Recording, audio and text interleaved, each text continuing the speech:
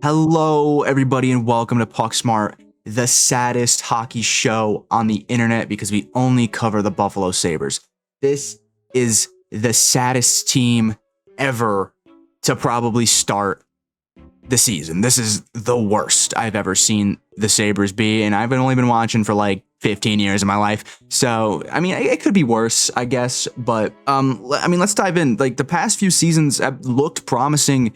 I mean, when we had Don Granato, we almost hit the playoffs, and then we fired him. We were like, we don't need this guy. Fuck him. We're firing him. We're hiring Lindy Ruff, who just came off the worst season with the New Jersey Devils he's had in his entire career. It was fucking brutal. So we hire him, we bring him in, and not only has that not been a good mesh, we've gotten worse.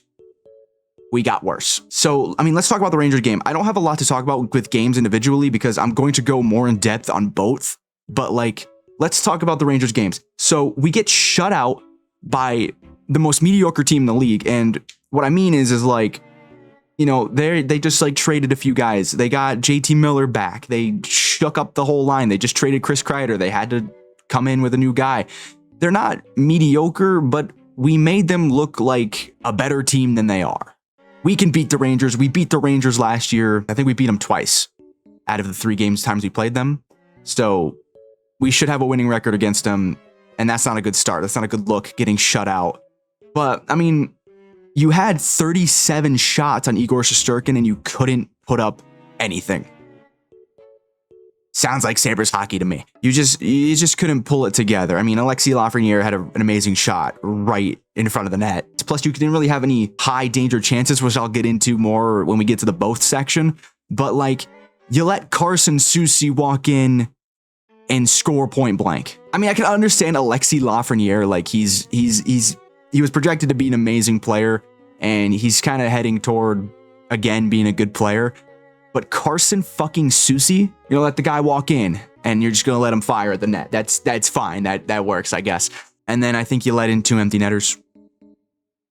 I don't remember that game. I X'd it out of my brain already. So first game of the season, not looking good. 4-0. That's not good. Let's head to the Bruins game. Holy shit. It took us 5 periods, but we scored a fucking goal. That is fucking unbelievable. That deserves a horn. Wow. That is fucking crazy. It took us 5 fucking periods. Insane. We lost 3-1. Surprisingly, at the end, it was kind of close. We had a good few looks at the end there, but no, it was like nothing. I think that game had like terrible calls both ways. There was an interference on Tage and Pasta there that just, I don't feel like should have been interferences. Like, Pasta was just trying to skate to get to the puck, and he ended up skating in front of Alex Tuch, and Alex Tuch bumped into him. Tage was just trying to play in front of the net and hit Yoki Haru, and he fucking flew, and that was an interference. Whatever. There was like no tripping calls on Buffalo, like twice. I watched like 2 trips, and then the Bruins get called for a tripping like 2 seconds later. Like, what the fuck is this shitty officiating? But to lose to a team that was below us last year is embarrassing. 3-1.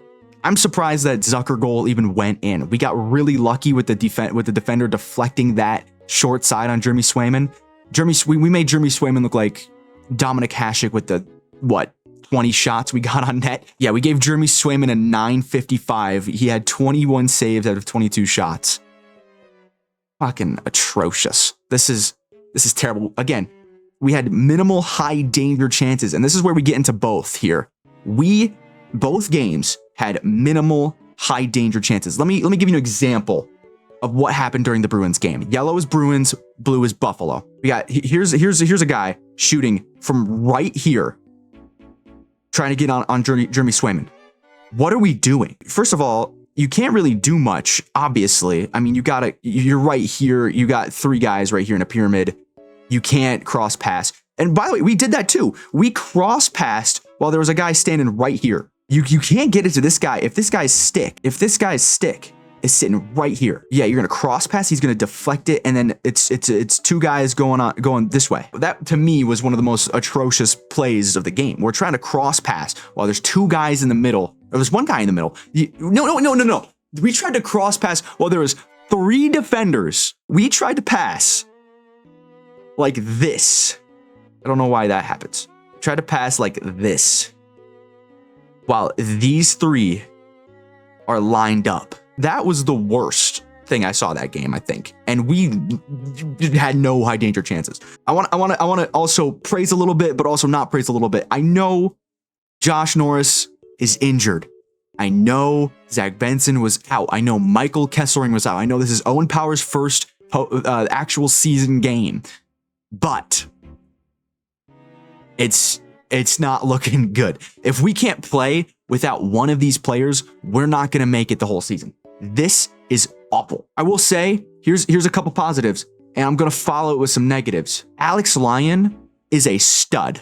He has like a 920 save percentage right now with like a 288. It's not terrible, but it's not good. The 288 is not good, but we're not helping him. We are letting them walk in, get shots, get chances, and that's why they're winning. That's why they're winning. Our defense is not completely all there. Neither is our offense, obviously. And that's what I mean by the negatives. Like, we're not, like, Lyon had some really great saves these past 2 games. He's looking amazing. When he said he was going to show up the season, he showed up. But looking at our defense and our offense, we're not helping him. We're not giving him the help he needs. So that's why he's let in 7 goals in 2 games. Our PK looks good. It looks good. We haven't, I think we let in 1 power play goal. Maybe. If I watch the highlight, no, we let in 0 so far. We let in 0. Our power play is perfect. But on the flip side, or our PK is perfect. On the flip side, our power play is ass. I think we had like 9 chances on the power play. Did not convert 1 time. What are we doing? What are we fucking doing? I want to jump back on the Josh Norris thing. Why did we trade it for him? I feel like keeping Dylan Cousins would have probably been better. Because I'd rather have a guy who's at least on the fucking ice playing and not a guy who's in the injury reserve, and he was going to be in the injury reserve long term, according to sources. He's not going to play until later in the season. This is terrible. That was a terrible trade. I'd rather have a guy on the ice. The last things I have on my list here are fire everybody and sell the team and move to Houston. Or Atlanta. That's the final thing. But it is early in the season. I'm gonna give them, and I hate to say this because they do this every year, but I'm gonna give them the benefit of the doubt for the first couple games. We are down players. We are injured. There's not a lot we can do right now, but this dump and chase bullshit needs to stop. That is fucking awful. And the whole time we got Dan and Rob just promoting the Avalanche and Florida games like we aren't going to get cream corn 20-2 both games if we even get a goal. Every season this team just consistently finds a way to get worse and worse.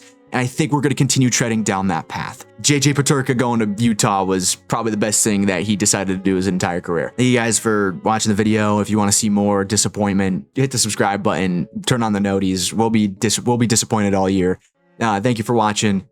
Let's have a better season. Peace.